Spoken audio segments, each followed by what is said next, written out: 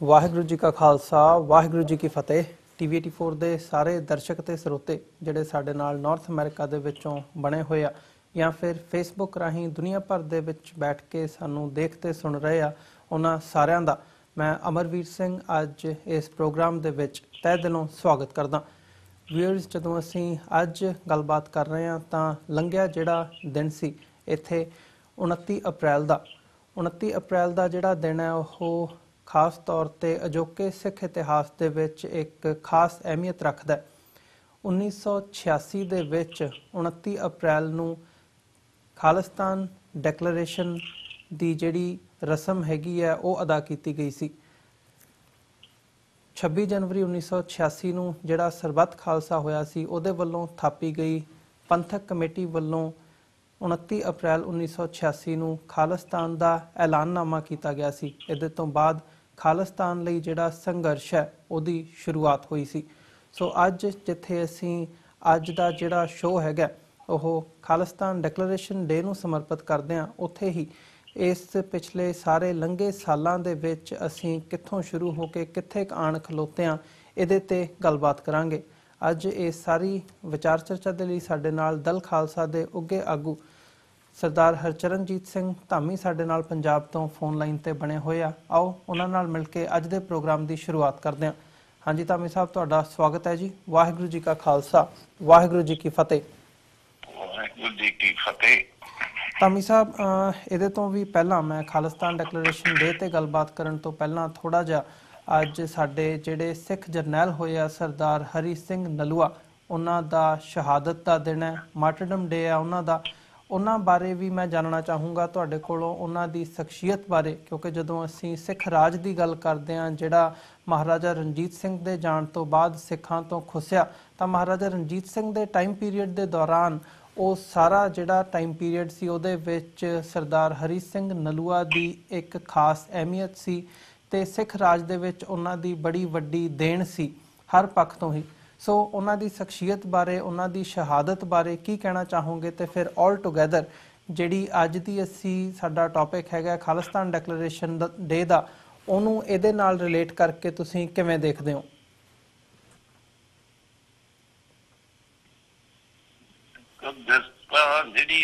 ਜਿਹਨੂੰ ਅਸੀਂ ਖਾਲਿਸਤਾਨ ਕਹਿ ਲਈਏ ਜਾਂ ਸਿੱਖਾਂ ਦੀ ਗੁਲਾਮੀ ਨੂੰ ਨਾ ਸਵੀਕਾਰ ਕਰਨਾ, ਆਪਣੀ ਹੋਣੀ ਦਾ, ਆਪਣੀ ਕਿਸਮਤ ਦਾ ਆਪ ਮਾਲਕ ਹੋਣਾ, ਇਹ ਸਾਨੂੰ ਗੁਰੂ ਮਹਾਰਾਜ ਨੇ ਬਖਸ਼ੀ ਹੋਈ ਹੈ। ਹਮ ਪਾਤਸ਼ਾਹੀ ਸਤਿਗੁਰ ਦੀ ਕਿਸੇ ਨੇ ਨਹੀਂ ਦੇਣੀ ਸਾਨੂੰ।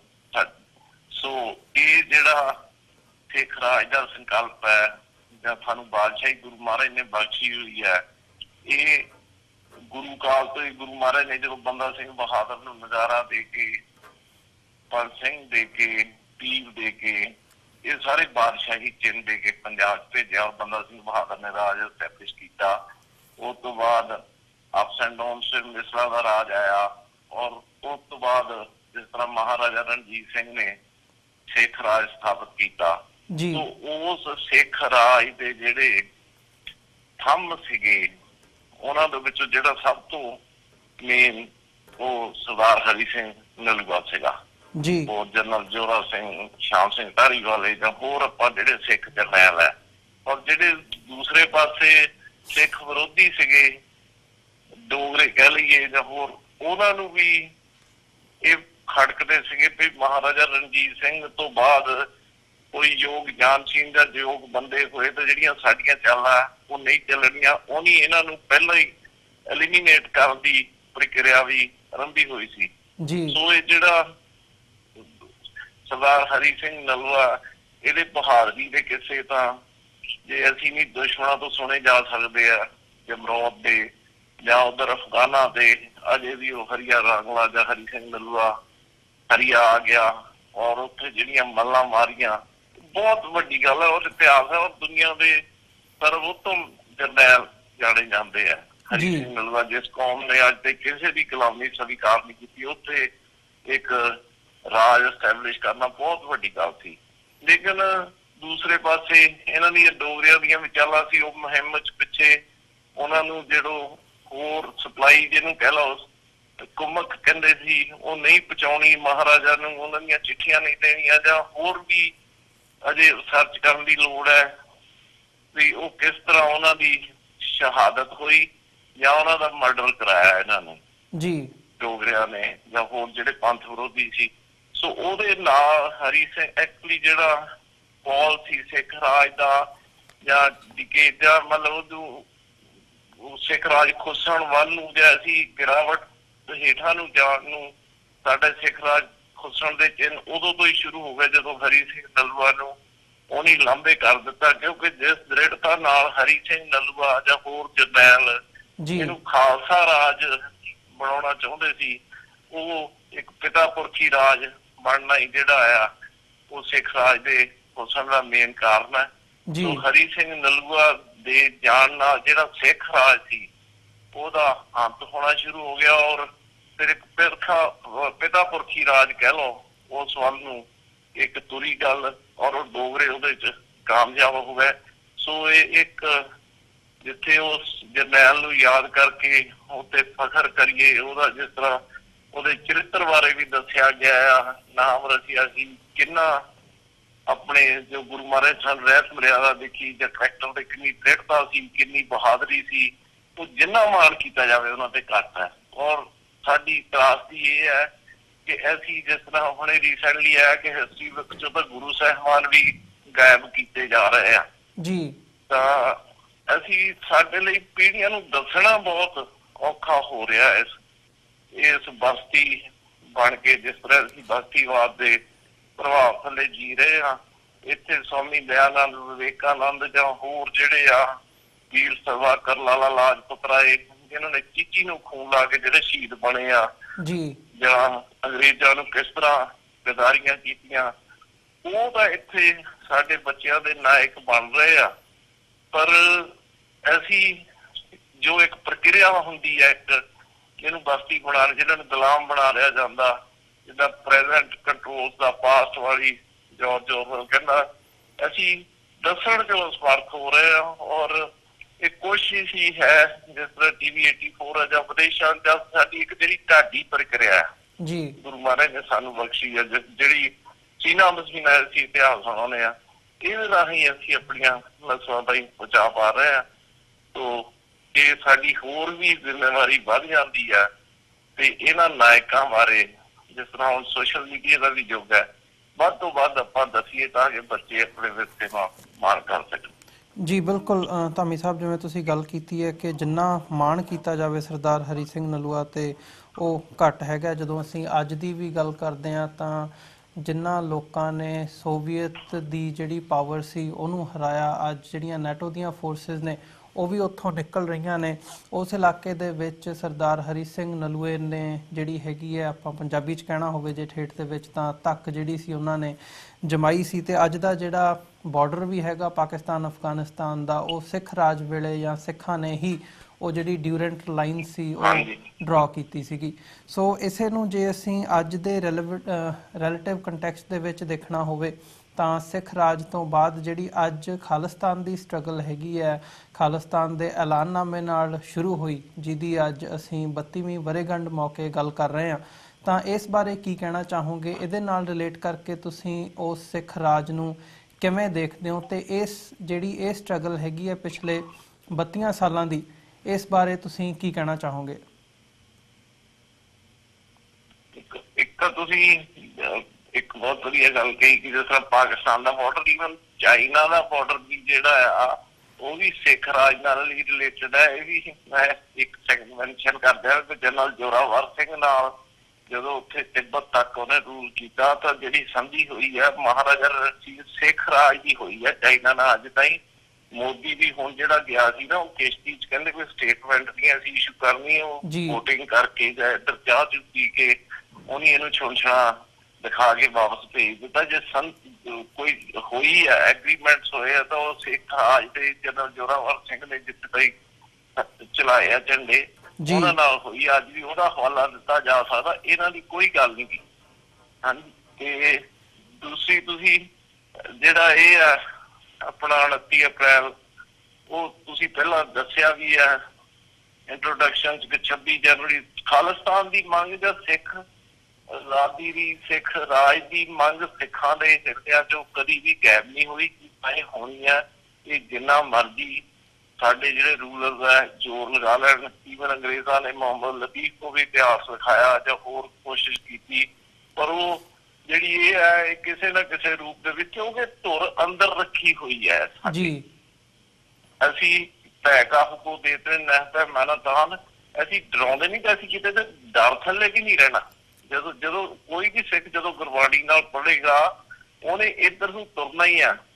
ਇਹ ਹਲੇਮੀ ਰਾਜ ਦਾ ਸੰਕਲਪ, ਇਹ ਬੇਗਮਪੁਰੇ ਦਾ ਜਿਹੜਾ ਸੰਕਲਪ ਹੈ, ਇਹ ਸਿੱਖ ਹਿਰਦੇ ਦੇ ਵਿੱਚ ਰੱਖੀ ਹੋਈ ਹੈ। ਸੋ ਇਹ ਪਹਿਲਾਂ ਅੰਗਰੇਜ਼ਾਂ ਦੇ ਜਾਣ ਤੋਂ ਬਾਅਦ ਵੀ ਉਦੋਂ ਵੀ ਸ਼੍ਰੋਮਣੀ ਕਮੇਟੀ ਦਾ ਮਤਾ ਆ ਤੇ ਅਸੀਂ ਖਾਲਿਸਤਾਨ ਦਾ ਜਾਂ ਇਹ ਮੰਗ ਕਦੀ ਪਾਉਂਦੇ, ਲੇਕਿਨ ਇਹ ਇੰਨੇ ਉੱਭਰਵੇਂ ਰੂਪ ਚ ਸਾਹਮਣੇ ਨਹੀਂ ਆਈ। ਔਰ ਕੁਛ ਸਾਡੇ ਵਿਰੋਧੀਆਂ ਦੇ ਜਿਹੜੇ ਸਾਡੇ ਤੇ ਬਸਤੀਵਾਦੀ ਆ ਉਹਨਾਂ ਦੇ ਪ੍ਰਭਾਵ ਥੱਲੇ ਇਹ ਹੈ ਕਿ ਉਹ ਇੱਕ ਤਿਰੰਗੇ ਦਾ ਦੇਸ਼ ਭਗਤੀ ਦੇ ਗਾਣੇ ਜਾਂ ਥੋੜਾ ਜਿਹਾ ਕੈਰੀਡ ਅਵੇ ਜ਼ਰੂਰ ਮਾਸਜ ਹੋ ਜਾਂਦੇ ਆ ਸਿੱਖ ਮਾਸਜ। ਉਹ ਭਾਰਤ ਨੂੰ ਹੀ ਆਪਣਾ ਦੇਸ਼ ਸਮਝ ਬੈਠੇ ਸੀਗੇ, ਉਹਦੇ ਲਈ 73 ਦੀ ਲੜਾਈ ਲੜੀ, 62 ਦੀ ਲੜਾਈ ਲੜੀ। ਆ ਜਿਸ ਤਰ੍ਹਾਂ ਹੁਣ ਸੂਬੇਦਾਰ ਜੋਗਿੰਦਰ ਸਿੰਘ ਫਿਲਮ ਆਈ ਸੀ, ਮੈਨੂੰ ਕਿਸੇ ਨੇ ਦੇਖੀ, ਮੈਂ ਕਿਹਾ ਮੈਂ ਨਹੀਂ ਦੇਖਣ ਜਾਊਂਗਾ। ਉਹ ਜਿੰਨੀ ਮਰਜ਼ੀ ਬਹਾਦਰੀ ਨਾਲ ਲੜਿਆ ਹੋਵੇ, ਉਹ ਲੜਿਆ ਤਾਂ ਹਿੰਦੁਸਤਾਨ ਲਈ ਨਾ। ਇੰਨੀ ਕਲੈਰਿਟੀ ਸਾਨੂੰ ਨਹੀਂ ਸੀ ਉਦੋਂ, ਅਸੀਂ ਇਹਨੂੰ ਹੀ ਬਹਾਦਰੀ ਸਮਝਦੇ ਸੀ ਤੇ ਸਾਡੇ ਬੰਦਿਆਂ ਨੇ ਪਰ ਵੀ ਚੱਕਰ ਦਿੱਤੇ ਜਾਂ ਇਹ ਦਿੱਤੇ। ਲੇਕਿਨ ਜਦੋਂ ਸਾਡੇ ਤੇ ਸਾਕਾ ਨੀਲਾ ਤਾਰਾ ਹੋਇਆ, ਉਹਦੇ ਤੋਂ ਬਾਅਦ ਚ ਸਿੱਖਾਂ ਨੂੰ ਇੱਕ ਜਿਹਨਾਂ ਨੂੰ ਨਹੀਂ ਵੀ ਸੀ ਪਤਾ ਇਲੂਜ਼ਨ ਸੀ, ਸਾਰੀ ਸਿੱਖ ਕੌਮ ਨੂੰ ਇੱਕ ਗੱਲ ਜਿਹੜਾ ਗੁਲਾਮੀ ਦਾ ਅਹਿਸਾਸ ਹੋਇਆ। 26 ਜਨਵਰੀ 1986 ਨੂੰ ਫਿਰ ਸਰਬੱਤ ਖਾਲਸਾ ਕੀਤਾ ਔਰ ਦਮਦਮੀ ਟਕਸਾਲ ਦਾ ਉਹਦੇ ਚ ਮੋਹਰੀ ਰੂਪ ਸੀ। ਫਿਰ ਉਹਦੇ ਵਿੱਚੋਂ ਇੱਕ ਪੰਥਕ ਕਮੇਟੀ ਬਣਾਈ ਤੇ ਜਿਹੜੀ ਸਿੱਖ ਮੂਵਮੈਂਟ ਨੂੰ, ਸਿੱਖ ਮਸਲਿਆਂ ਨੂੰ ਜਾਂ ਸਾਰੀ ਸਿੱਖ ਕੌਮ ਨੂੰ ਜਿਹੜੀ ਰਾਜਨੀਤਿਕ ਜਾਂ ਹੋਰ ਦਿਸ਼ਾ ਪ੍ਰਦਾਨ ਕਰੂਗੀ। ਸੋ ਉਹਨਾਂ ਨੇ ਫਿਰ 29 ਅਪ੍ਰੈਲ 1986 ਨੂੰ ਇੱਕ ਖਾਲਿਸਤਾਨ ਡੈਕਲੇਰੇਸ਼ਨ ਕੀਤੀ, ਜਿਹਦੇ ਚ ਬਹੁਤ ਡਿਟੇਲ ਨਾਲ ਦੱਸਿਆ ਕਿ ਖਾਲਿਸਤਾਨ ਕਿਸ ਤਰ੍ਹਾਂ ਦਾ ਹੋਊਗਾ। ਇਹ ਕੋਈ ਏਦਾਂ ਨਹੀਂ ਹੈ ਕਿ ਸਿੱਖਾਂ ਤੋਂ ਇਲਾਵਾ ਇਸ ਮੁਲਕ ਚ ਕੋਈ ਰਹਿਣਗੇ ਨਹੀਂ, ਇਹਦੀ ਰੂਪ ਰੇਖਾ ਕਿੱਦਾਂ ਹੋਊਗੀ। ਬੇਸ਼ੱਕ ਉਹਨੀ ਮਿਸਗਿਵਿੰਗਸ ਇਹਦੇ ਬਾਰੇ ਕ੍ਰੀਏਟ ਕੀਤੀਆਂ, ਭੁਲੇਖੇ ਪਾਏ, ਲੇਕਿਨ ਉਸ ਦਿਨ ਇੱਕ ਬਹੁਤ ਵੱਡਾ ਜਿਹੜਾ ਇਤਿਹਾਸਕ ਦਿਹਾੜਾ ਹੈ ਜਿਹੜਾ ਸਿੱਖ ਕੌਮ ਨੇ ਕਲੈਕਟਿਵਲੀ ਸਰਬੱਤ ਖਾਲਸਾ ਜਿਹੜਾ ਹੁੰਦਾ, ਜਿਹੜਾ ਉਹਦੇ ਗੁਰਮਤੇ ਦੇ ਰੂਪ ਦੇ ਵਿੱਚ ਫਿਰ ਉਹ 5 ਮੈਂਬਰੀ ਕਮੇਟੀ ਜਿਹੜੀ ਚੁਣੀ ਸੀ, ਉਹਨਾਂ ਨੇ ਡਿਕਲੇਅਰ ਕੀਤਾ ਕਿ ਅਸੀਂ ਹੁਣ ਹਿੰਦੁਸਤਾਨ ਨਾਲ ਨਹੀਂ ਰਹਿਣਾ, ਅਸੀਂ ਖਾਲਿਸਤਾਨ ਲੈਣਾ। ਉਹ ਖਾਲਿਸਤਾਨ ਦਾ ਐਲਾਨਨਾਮਾ ਹੋਇਆ ਔਰ ਇਸ ਐਲਾਨਨਾਮੇ ਦੇ ਵਿੱਚੋਂ ਸਿੱਖ ਕੌਮ ਨੇ, ਸਾਡੇ ਯੋਧਿਆਂ ਨੇ ਬਹੁਤ ਮਾਣ ਮੱਤਾ ਇਤਿਹਾਸ ਸਿਰਜਿਆ, ਬੜੀਆਂ ਕੁਰਬਾਨੀਆਂ ਹੋਈਆਂ, ਸਾਡੀਆਂ ਵੀ ਬਹੁਤ ਸ਼ਹਾਦਤਾਂ ਹੋਈਆਂ।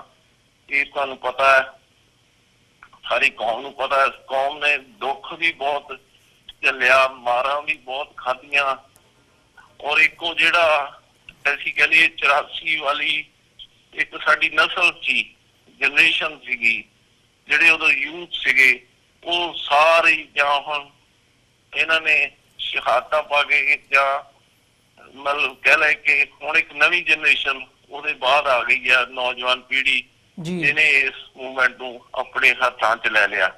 ਔਰ ਸਾਨੂੰ ਉਹਦੇ ਕਈ ਮਹਾਨ ਯੋਧੇ ਸਾਡੇ ਚੋਂ ਉਦੋਂ ਸ਼ਹੀਦ ਹੋਏ, ਬਾਅਦ ਚ ਵੀ ਵਿਦੇਸ਼ਾਂ ਚ ਵੀ, ਜਿਸ ਤਰ੍ਹਾਂ ਗੁਰਮੀਤ ਸਿੰਘ ਔਲਖ ਸੀਗੇ, ਆਪਣੇ ਨਮੋਹਨ ਸਿੰਘ ਜਾਂ ਹੋਰ ਬਾਹਰੋਂ ਵੀ ਹੁਣ ਜਾਣੇ ਸ਼ੁਰੂ ਹੋ ਗਏ। ਲੇਕਿਨ ਇਹ ਕੋਈ ਇਹ ਨਹੀਂ ਗੱਲ ਕੋ ਜਿਹੜਾ ਐਲਾਨਨਾਮਾ ਹੋਇਆ ਸੀ, ਉਹ ਜਿਹੜੀ ਨਵੀਂ ਜਨਰੇਸ਼ਨ ਨੂੰ ਜਿਹੜਾ ਵੈਟਰਨ ਹੈ, ਉਹ ਇੱਕ ਉਦੋਂ ਇੱਕ ਜਜ਼ਬਾਤ ਭਾਰੀ ਸੀਗੇ ਕੌਮ ਤੇ, ਮੈਂ ਕਹੂੰਗਾ। ਉਦੋਂ ਅਸੀਂ ਇੱਕ ਬਹੁਤ ਹਥਿਆਰਬੰਦ ਸੰਘਰਸ਼ ਲੜਿਆ ਔਰ ਸਾਡੀ ਹਿਊਮਨ ਰਾਈਟਸ ਵਾਇਓਲੇਸ਼ਨਸ ਹੋਈਆਂ, ਸਾਡੀ ਜੀਨੋਸਾਈਡ ਹੋਈ।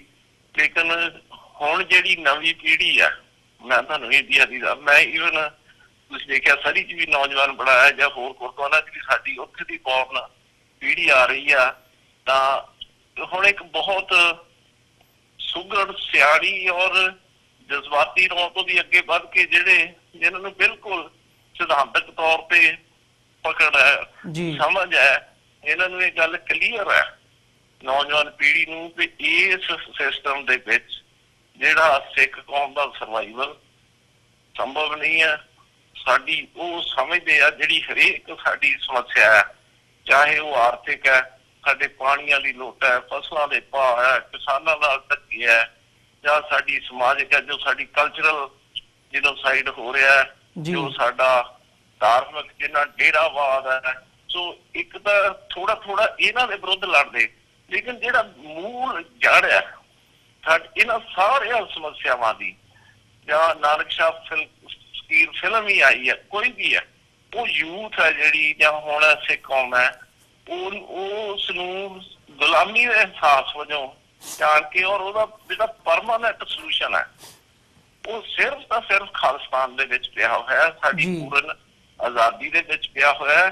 ਅਸੀਂ ਟਾਈਮਲੀ ਹੱਲ ਲੱਭ ਸਕਦੇ ਹਾਂ, ਉਹ ਵੀ ਸਾਨੂੰ ਛੁਣਛਣਾ ਫੜਾ ਦਿੰਦੇ ਆ ਵੀ ਤੁਹਾਡੀ ਐਡੀ ਮੰਨ ਲਈ, ਜਾਂ ਆਹ ਕਰ ਲਈ, ਜਾਂ ਸਾਨੂੰ ਹਿਊਮੀਲੇਟ ਕਰਦੇ ਆ, ਵੀ ਥੋੜਾ ਬਹੁਤ ਪ੍ਰਵਾਸ ਦੇ ਦਿੰਦੇ ਆ। ਲੇਕਿਨ ਅਲਟੀਮੇਟ ਜਿਹੜਾ ਸਾਰੀਆਂ ਸਮੱਸਿਆਵਾਂ ਦਾ ਹੱਲ ਹੈ ਉਹ ਖਾਲਿਸਤਾਨ ਦੇ ਵਿੱਚ ਪਿਆ ਹੋਇਆ। ਔਰ ਇਹ ਜਿਹੜਾ ਡੈਕਲੇਰੇਸ਼ਨ ਹੈ ਕੌਮ ਨੇ ਉਦੋਂ ਤੋਂ ਇਸ ਪਾਸੇ ਵੱਲ ਨੂੰ ਵੱਧ ਰਹੀ ਹੈ। ਸਾਡੇ ਵਿਰੋਧੀਆਂ ਨੇ ਸਾਨੂੰ ਦਬਾਉਣ ਦਾ, ਭੁਲਾਉਣ ਦਾ, ਮਾਰ ਕਾਟ ਕਰਕੇ ਸਾਰੇ ਹਰਵੇ ਵਰਤ ਕੇ ਦੇਖ ਲਿਆ। ਔਰ ਜਿਸ ਤਰ੍ਹਾਂ ਉਹ ਕਹਿ ਦਿੰਦੇ ਆ ਕਿ ਮੰਗ ਘਟ ਰਹੀ ਹੈ, ਪਰ ਤੁਸੀਂ ਦੇਖੋ ਇੱਥੇ ਵੀ ਯੂਥ ਜ਼ਿਆਦਾ ਐਕਟਿਵ ਹੈ, ਔਰ ਵਿਦੇਸ਼ਾਂ 'ਚ ਹੁਣ ਇਕੱਠ ਦਿਨੋਂ ਦਿਨ ਵੱਧ ਰਹੇ ਆ। ਸਰੀ ਦੇ ਵਿੱਚ ਹੀ ਹੋਇਆ, ਤੁਹਾਡੇ ਨਿਊਯਾਰਕ 'ਚ ਹੋਇਆ, ਸਾਰੇ ਗੁਰਦੁਆਰੇ ਦੇ ਵਿੱਚ ਤੁਸੀਂ ਇਸ ਨਿਸ਼ਾਨ ਸਾਹਿਬ ਨੂੰ ਸਲਾਮੀ ਦਿੰਦੇ ਆ, ਇਹ ਦਿਨ ਮਨਾਇਆ ਜਾਂਦਾ ਹੈ। ਔਰ ਇੱਕ ਅਹਿਦ ਲਿਆ ਜਾਂਦਾ ਹੈ ਕਿ ਅਸੀਂ ਉਦੋਂ ਤੱਕ ਚੈਨ ਨਾਲ ਨਹੀਂ ਬੈਠਣਾ, ਸਗੋਂ ਕਰਦੇ ਰਹਾਂਗੇ ਕਿਸੇ ਨਾ ਕਿਸੇ ਰੂਪ ਵਿੱਚ, ਜਦੋਂ ਤੱਕ ਆਜ਼ਾਦ ਨਹੀਂ ਹੋ ਜਾਂਦੇ। ਉਹ ਜਿਹੜਾ ਪੁਰਾਤਨ ਸਾਡਾ ਹੈ ਕਿ ਰਾਜ ਕਰੇ ਹੈ ਕਿ ਲੜ ਮਰੇ ਹੈ, ਭਾਵ ਅਸੀਂ ਟੇਕ ਕੇ ਨਹੀਂ ਬੈਠਣਾ ਜਦੋਂ ਤੱਕ ਅਸੀਂ ਆਜ਼ਾਦ ਨਹੀਂ ਹੁੰਦੇ। ਸੋ ਇਹ ਉਸ ਦਿਨ ਤੋਂ ਜਿਹੜੀ ਇਹ ਹੈ ਹੋਰ ਜ਼ਿਆਦਾ ਕਲੈਰਿਟੀ ਨਾਲ ਖਾਲਿਸਤਾਨ ਡੈਕਲੇਰੇਸ਼ਨ ਡੇ ਤੋਂ ਇੱਧਰ ਵੱਲ ਨੂੰ ਅਸੀਂ ਵਧ ਰਹੇ ਹਾਂ। ਜੀ ਬਿਲਕੁਲ ਧਾਮੀ ਸਾਹਿਬ, ਜਿਵੇਂ ਤੁਸੀਂ ਗੱਲ ਕੀਤੀ ਹੈ ਕਿ ਇੱਧਰ ਨੂੰ ਜਿਹੜੀ ਮੋਰ ਕਲੈਰਿਟੀ ਦੇ ਨਾਲ ਹੁਣ ਜਿਹੜਾ ਹੈਗਾ ਉਹ ਕੰਮ ਹੋ ਰਿਹਾ, ਪਰ ਜਿਵੇਂ ਤੁਸੀਂ ਮੈਂਸ਼ਨ ਕੀਤਾ ਸੀ ਵੀ ਜਿਹੜਾ ਯੂਥ ਹੈਗਾ ਜਾਂ ਓਵਰਆਲ ਸਿੱਖਾਂ ਦੀ ਅਸੀਂ ਗੱਲ ਕਰਦੇ ਹਾਂ ਤਾਂ ਉਹ ਇੰਡੀਅਨ ਨੈਸ਼ਨਲਿਜ਼ਮ ਦੇ ਵੱਲ ਨੂੰ ਜਿਹੜਾ ਹੈਗਾ ਝੁਕਾ ਕਿਤੇ ਨਾ ਕਿਤੇ ਰੱਖਦੇ ਨੇ, ਕੈਰਿਡ ਅਵੇ ਹੁੰਦੇ ਨੇ ਕੁਝ ਕਾਰਨਾਂ ਕਰਕੇ। ਉਹਨਾਂ ਦੇ ਵਿੱਚੋਂ ਇੱਕ ਕਾਰਨ ਇਹ ਹੁੰਦਾ ਕਿ ਜਿਹੜੀ ਸਟੇਟ ਹੈਗੀ ਹੈ ਉਹਦੇ ਵੱਲੋਂ ਇੱਕ ਭੰਬਲ ਭੂਸਾ ਕ੍ਰੀਏਟ ਕੀਤਾ ਜਾਂਦਾ, ਜਾਂ ਇਹ ਕਹਿ ਲਓ ਵੀ ਮਿਸ ਇਨਫੋਰਮੇਸ਼ਨ ਜਿਹੜੀ ਹੈਗੀ ਹੈ ਉਹ ਸਪਰੈਡ ਕੀਤੀ ਜਾਂਦੀ ਹੈ ਅਤੇ ਵਰਗਲਾਉਣ ਦੀ ਜਿਹੜੀ ਕੋਸ਼ਿਸ਼ ਹੈ ਸਿੱਖਾਂ ਨੂੰ ਉਹ ਕੀਤੀ ਜਾਂਦੀ ਹੈ। ਇਸੇ ਦੇ ਥੱਲੇ ਇੱਕ ਰੀਸੈਂਟਲੀ ਕੱਲ੍ਹ ਦਾ ਜਿਹੜਾ ਬਿਆਨ ਹੈਗਾ ਬੀਜੇਪੀ ਦੇ ਜਿਹੜੇ ਲੀਡਰ ਨੇ ਸੁਬਰਾਮਣੀਅਮ ਸਵਾਮੀ, ਉਹਨਾਂ ਦਾ ਆਇਆ ਜੇ ਇੱਕ ਲਾਈਨ ਦਾ ਜਿਹੜਾ ਸੀਗਾ ਕਿ ਸੰਤ ਭਿੰਡਰਾਂ ਵਾਲਿਆਂ ਨੇ ਕਦੇ ਖਾਲਿਸਤਾਨ ਦੀ ਮੰਗ ਨਹੀਂ ਕੀਤੀ। 29 ਅਪ੍ਰੈਲ ਨੂੰ ਜਿਸ ਦਿਨ ਖਾਲਿਸਤਾਨ ਦੀ ਡੈਕਲੇਰੇਸ਼ਨ ਹੁੰਦੀ ਹੈ ਉਦਣ ਉਹਨਾਂ ਦਾ ਇਹ ਬਿਆਨ ਆਉਣਾ ਕੀ ਮਾਇਨੇ ਰੱਖਦਾ, ਜਾਂ ਤੁਸੀਂ ਇਸ ਬਿਆਨ ਨੂੰ ਕਿਵੇਂ ਦੇਖਦੇ ਹੋ? ਕਿ ਇਹ ਵੀ ਉਸੇ ਭੰਬਲ ਭੂਸੇ ਦੀ ਲਾਈਨ ਹੈਗੀ ਹੈ ਜਾਂ ਇਹਦੇ ਬਿਹਾਈਂਡ ਕੀ ਸਮਝਦੇ ਹੋ? ਇਹ ਬਿਲਕੁਲ ਜਿਸ ਤਰ੍ਹਾਂ ਉਹ ਖੰਡ ਚ ਲਪੇਟ ਕੇ ਜ਼ਹਿਰ ਦੇਣ ਵਾਲੀ ਗੱਲ ਹੈ ਕੌਮ ਨੂੰ। ਸੰਤਾਂ ਨੇ ਬਿਲਕੁਲ ਸਪਸ਼ਟ ਕਿਹਾ ਸੀ ਕਿ ਜਿਸ ਦਿਨ ਦਰਬਾਰ ਸਾਹਿਬ ਤੇ ਅਟੈਕ ਹੋਇਆ ਖਾਲਿਸਤਾਨ ਦੀ ਨੀਂਹ ਰੱਖੀ ਜਾਊਗੀ। ਸੁਬਰਾਮਣੀਅਮ ਸਵਾਮੀ ਨੇ ਜੇ ਗੱਲ ਕਰਨੀ ਤਾਂ ਪੂਰੀ ਕਰਨੀ ਚਾਹੀਦੀ ਹੈ। ਸੋ ਇਹ ਉਹਨਾਂ ਦੀ ਅਧੂਰੀ ਗੱਲ ਹੈ। ਦੂਸਰਾ ਜਿਹੜਾ ਤੁਸੀਂ ਕਹਿੰਦੇ ਯੂਥ ਜਾਂ ਹੋਰ ਹੈ, ਇੱਕ ਮੈਂ ਤੁਹਾਨੂੰ ਛੋਟੀ ਸਾਡਾ ਸਿੰਘ ਸ਼ੂ ਤੋਂ ਪੰਜਾਬ ਦਾ ਪ੍ਰਧਾਨ ਹੈ ਪਰਮਜੀਤ ਸਿੰਘ ਮੰਡ, ਇਹਨੂੰ ਇੱਕ ਦਿਨ ਪੱਤਰਕਾਰ ਨੇ ਪੁੱਛਿਆ ਕਿ ਤੁਸੀਂ ਤਾਂ ਬੋਰਨ ਹੀ 86 ਤੁਹਾਨੂੰ 84 ਦਾ ਕੀ ਦਰਦ ਹੈ ਜੀ? ਉਹ ਕਹਿੰਦਾ ਬੋਰਨ ਤਾਂ ਅਸੀਂ ਉਦੋਂ ਵੀ ਨਹੀਂ ਸੀਗੇ ਜਿਹੜੀ ਅਸੀਂ ਅਰਦਾਸ ਕਰਦੇ ਆ ਜਿਹਨਾਂ ਨੇ ਬੰਦ ਕਟਵਾਏ ਆ ਰਿਹਾ ਨਾਲ ਤੱਕ ਚਰਵਾਏ ਜਿਉਂਦੇ ਜੀ ਏਦਾਂ ਦੇ, ਲੇਕਿਨ ਸਾਡਾ ਉਹਨਾਂ ਨਾਲ ਸੰਬੰਧ ਹੈ ਜੀ। ਕਹਿੰਦੇ ਸਾਨੂੰ ਵੀ ਉਹ ਦਰਦ ਉਦਾਂ ਹੀ ਮਹਿਸੂਸ ਹੁੰਦਾ ਹੈ ਜਿੱਦਾਂ ਸਾਡੇ ਬਜ਼ੁਰਗਾਂ ਨੇ ਜਾਂ ਸਾਡੇ ਚਾਚਿਆਂ ਤਾਇਆਂ ਨੇ ਉਹਨਾਂ 84 ਦੇ ਵਿੱਚ ਦੇਖਿਆ ਅੱਖਾਂ ਨਾਲ, ਅਸੀਂ ਵੀ ਉਦਾਂ ਹੀ ਦੇਖਦੇ ਹਾਂ ਜੀ। ਸੋ ਇੱਕ ਤਾਂ ਇਹ ਸੁਬਰਾਮਣੀਅਮ ਸਵਾਮੀ ਵਰਗੇ ਜਾਂ ਇਹ ਭੁਲਾ ਨਹੀਂ ਸਕਦੇ। ਲੇਕਿਨ ਇੱਕ ਤੁਸੀਂ ਜਿਹੜੀ ਮੈਂਸ਼ਨ ਕੀਤੀ ਹੈ, ਮੈਂ ਜਿਹੜਾ ਸਿੱਖ ਕੌਮ ਦਾ ਬੁੱਧੀਜੀਵੀ ਵਰਗ ਹੈ ਜੀ ਸੋ ਕਾਲਡ, ਉਹਨੇ ਆਪਣਾ ਰੋਲ ਓਨੀ ਪਰਪੱਕਤਾ ਨਾਲ ਨਹੀਂ ਨਿਭਾਇਆ ਜਿੰਨਾ ਨਹੀਂ ਕਿ ਉਹ ਇੱਥੇ ਕੁ ਤਾਈਂ ਸੀਮਤ ਰਹਿੰਦੇ। ਭਾਸ਼ਾ ਵਿਭਾਗ ਜਿਹੜਾ ਹੁੰਦਾ ਨਾ ਬਸਤੀਵਾਦ ਦੀ ਇੱਕ ਨਿਸ਼ਾਨੀ ਹੁੰਦੀ, ਜਿਹੜਾ ਤੁਹਾਡਾ ਰੂਲਰ ਹੁੰਦਾ ਉਹ ਤੁਹਾਨੂੰ ਛੋਟੇ ਛੋਟੇ ਸਨਮਾਨ ਦਿੰਦਾ ਹੈ, ਔਰ ਇਹ ਸਨਮਾਨ ਜਿਹੜੇ ਹੁੰਦੇ ਆ ਇਹ ਗੁਲਾਮੀ ਨੂੰ ਪੱਕਾ ਕਰਨ ਲਈ ਹੁੰਦੇ ਆ। ਜਿੱਦਾਂ ਉਦੋਂ ਵਿਕਟੋਰੀਆ ਕ੍ਰਾਸ ਦੇ ਦਿੱਤਾ, ਫਲਾਨਾ ਦੇ ਦਿੱਤਾ। ਹੁਣ ਇੱਥੇ ਸਿੱਖਾਂ ਨੂੰ ਵੀਰ ਚੱਕਰ, ਪਰਮਵੀਰ ਚੱਕਰ, ਕਈ ਸਿੱਖ ਕਹਿਣਗੇ ਸਾਨੂੰ ਕਾਰਗਿਲ ਤੇ ਐਤਕੀ ਪਰਮਵੀਰ ਚੱਕਰ ਨਹੀਂ ਮਿਲਿਆ। ਏਦਾਂ ਹੀ ਈਵਨ ਸਾਡੇ ਸ਼੍ਰੋਮਣੀ ਰਾਗੀ, ਮੈਨੂੰ ਬਹੁਤ ਸ਼ਰਮ ਆਉਂਦੀ ਹੈ ਜਦੋਂ ਅਸੀਂ ਇਹ ਪਦਮ ਸ਼੍ਰੀ ਸਰਦਾਰ ਨਿਰਮਲ ਸਿੰਘ, ਉਹ ਜਿਹੜਾ ਗੁਰੂ ਰਾਮਦਾਸ ਦੇ ਦਰ ਤੇ ਕੀਰਤਨ ਕਰ ਰਿਹਾ ਪਿਆ, ਉਹਨੂੰ ਪਦਮ ਸ਼੍ਰੀ ਇਹਨੂੰ ਤਾਂ ਠੋਕਰ ਮਾਰਨੀ ਚਾਹੀਦੀ ਹੈ। ਏਦਾਂ ਹੀ ਭਾਸ਼ਾ ਵਿਭਾਗ ਦਾ ਮਿਲ ਗਿਆ, ਹੋਰ ਮਿਲ ਗਿਆ। ਸੋ ਸਾਡੇ ਬੁੱਧੀਜੀਵੀ ਵਰਗ ਉਸ ਛੋਟੇ ਛੋਟੇ ਸਨਮਾਨਾਂ ਦੀ ਖਾਤਰ ਜਾਂ ਉਹਨਾਂ ਦੀ ਪਤਾ ਨਹੀਂ ਕੀ ਮਜਬੂਰੀ ਹੈ, ਉਹ ਇੰਨੀ, ਮੈਂ ਸਾਰੇ ਨਹੀਂ ਕਹਿੰਦਾ, ਕੁਛ ਇੱਕ ਨੂੰ ਛੱਡ ਕੇ ਬਹੁਤਾ ਜਿਹੜਾ ਸਾਡਾ ਬੁੱਧੀਜੀਵੀ ਵਰਗ ਜਿਹੜਾ ਯੂਨੀਵਰਸਿਟੀਆਂ 'ਚ ਬੈਠਾ, ਜਿਹੜਾ ਪ੍ਰੈਸ ਬੈਠਾ, ਪ੍ਰੈਸ ਜਿਹੜਾ ਸਾਡੇ ਬਹੁਤੇ ਜਾ ਹੀ ਨਹੀਂ ਸਕੇ, ਉੱਥੇ ਕਾਮਰੇਡ ਭਰੇ ਹੋਏ ਆ ਤਾਂ ਉੱਥੇ ਉਹ ਨਹੀਂ ਇਹ ਆਪਣਾ ਰੋਲ ਇੰਨਾ ਵਧੀਆ ਤਰੀਕੇ ਨਾਲ ਨਹੀਂ ਨਿਭਾ ਰਿਹਾ। ਲੇਕਿਨ ਜਿਹੜਾ ਯੂਥ ਬੁੱਧੀਜੀਵੀ ਵਰਗ ਹੈ ਉਹਦੀ ਤੁਸੀਂ ਕਰੋ ਤਾਂ ਉਹ ਜਿਹੜਾ ਹੈ ਇਹ ਕਲੈਰਿਟੀ ਜਾਂ ਇਹ ਸਪਸ਼ਟਤਾ ਆ ਕੌਮ ਨੂੰ ਸਮਝਾਉਣ ਦੇ ਵਿੱਚ ਕਾਮਯਾਬ ਹੋ ਰਹੇ ਆ। ਜਿਹੜਾ ਥੋੜਾ ਬਹੁਤ ਭੰਬਲ ਭੂਸਾ ਪੈਂਦਾ ਉਹ ਸਾਡੇ ਕਿਤੇ ਨਾ ਕਿਤੇ ਬੁੱਧੀਜੀਵੀ ਵਰਗ ਨਾਲ ਵੀ ਗਿਲਾ ਆ ਸਾਨੂੰ, ਕਿ ਉਹਨਾਂ ਨੂੰ ਇਹ ਜਿਹੜਾ ਆ ਸਰਕਾਰੀ ਮਾਨ ਸਨਮਾਨਾਂ ਦੀ ਦੌੜ ਵਿੱਚੋਂ ਨਿਕਲ ਕੇ, ਅਹੁਦਿਆਂ ਦੇ ਵਿੱਚੋਂ ਨਿਕਲ ਕੇ ਆਪਣਾ ਕੌਮੀ ਫਰਜ਼ ਜਿਹੜਾ ਗੁਰੂ ਦੇ ਪ੍ਰਤੀ ਉਹਨਾਂ ਦਾ ਫਰਜ਼ ਸੀ, ਉਹਨਾਂ ਨੂੰ ਜ਼ਿਆਦਾ ਚੰਗੀ ਤਰ੍ਹਾਂ ਨਿਭਾਉਣਾ ਚਾਹੀਦਾ। ਜੀ ਬਿਲਕੁਲ ਧਾਮੀ ਸਾਹਿਬ, ਸੋ ਅੱਜ ਦੇ ਸ਼ੋਅ ਦਾ ਜਿਹੜਾ ਸਾਡਾ ਸਮਾਂ ਹੈਗਾ ਉਹ ਸਮਾਪਤੀ ਦੇ ਵੱਲ ਨੂੰ ਵੱਧ ਰਿਹਾ ਤੇ ਮੈਂ ਇੱਥੇ ਹੀ ਤੁਹਾਡੇ ਕੋਲੋਂ ਇਜਾਜ਼ਤ ਚਾਹੂੰਗਾ। ਤੁਹਾਡਾ ਬਹੁਤ ਬਹੁਤ ਧੰਨਵਾਦ, ਤੁਸੀਂ ਆਪਣਾ ਸਮਾਂ ਕੱਢਿਆ ਤੇ ਸਾਡੇ ਨਾਲ ਵਿਚਾਰਾਂ ਦੀ ਸਾਂਝ ਪਾਈ ਹੈ। ਅੰਤ ਦੇ ਵਿੱਚ ਫਤਿਹ ਬੁਲਾਈਏ ਜੀ। ਵਾਹਿਗੁਰੂ ਜੀ ਕਾ ਖਾਲਸਾ, ਵਾਹਿਗੁਰੂ ਜੀ ਕੀ ਫਤਿਹ। ਵਾਹਿਗੁਰੂ ਜੀ ਕੀ ਫਤਿਹ।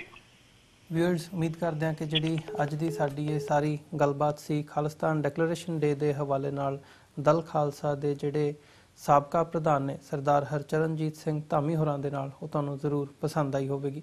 ਸੋ ਜਾਂਦੇ ਜਾਂਦੇ ਤੁਹਾਡੇ ਚਰਨਾਂ ਦੇ ਵਿੱਚ ਵੀ ਬੇਨਤੀ ਕਰਦੇ ਹਾਂ ਕਿ TV84 ਨੂੰ ਅੱਗੇ ਵਧਾਉਣ ਦੇ ਲਈ, ਚੱਲਦਾ ਰੱਖਣ ਦੇ ਲਈ ਸਾਨੂੰ ਤੁਹਾਡੀ ਸਹਾਇਤਾ ਦੀ ਲੋੜ ਹੈ। TV84 ਨੂੰ ਡੋਨੇਟ ਕਰਨ ਦੇ ਲਈ ਤੁਸੀਂ ਸਾਡੀ ਵੈਬਸਾਈਟ www.tv84.tv ਤੇ ਜਾ ਕੇ ਸਾਨੂੰ ਡੋਨੇਟ ਕਰ ਸਕਦੇ ਹੋ ਤੇ ਮੰਥਲੀ ਡੋਨੇਸ਼ਨਸ ਦੇ ਲਈ ਪਲੈਜ ਕਰ ਸਕਦੇ ਹੋ। ਜੇ ਚੈੱਕ ਰਾਹੀਂ ਡੋਨੇਸ਼ਨਸ ਭੇਜਣੀਆਂ ਚਾਹੁੰਦੇ ਹੋ ਤਾਂ TV84 ਦੇ ਨਾਮ ਦਾ ਚੈੱਕ ਬਣਾ ਕੇ ਤੁਸੀਂ ਸਾਨੂੰ ਸਾਡੇ ਐਡਰੈਸ ਤੇ ਮੇਲ ਕਰ ਸਕਦੇ ਹੋ। 3601 37th Avenue, Long Island City, New York 11101। Website ਇੱਕ ਵਾਰ ਫਿਰ ਰਿਪੀਟ ਕਰਦੇ ਹਾਂ, www.tv84.tv। ਇਸੇ ਦੇ ਨਾਲ ਵਿਊਅਰਸ, ਅਸੀਂ ਅੱਜ ਦੇ ਪ੍ਰੋਗਰਾਮ ਦੇ ਵਿੱਚ ਤੁਹਾਡੇ ਕੋਲੋਂ ਇੱਥੇ ਹੀ ਇਜਾਜ਼ਤ ਚਾਹਾਂਗੇ ਜੀ। ਕੱਲ੍ਹ ਨੂੰ ਦੁਬਾਰਾ ਤੁਹਾਡੇ ਨਾਲ ਫਿਰ ਮੁਲਾਕਾਤ ਹੋਵੇਗੀ। ਤਦ ਤੱਕ ਲਈ ਇਜਾਜ਼ਤ ਦਿਓ ਜੀ। ਵਾਹਿਗੁਰੂ ਜੀ ਕਾ ਖਾਲਸਾ, ਵਾਹਿਗੁਰੂ ਜੀ ਕੀ ਫਤਿਹ।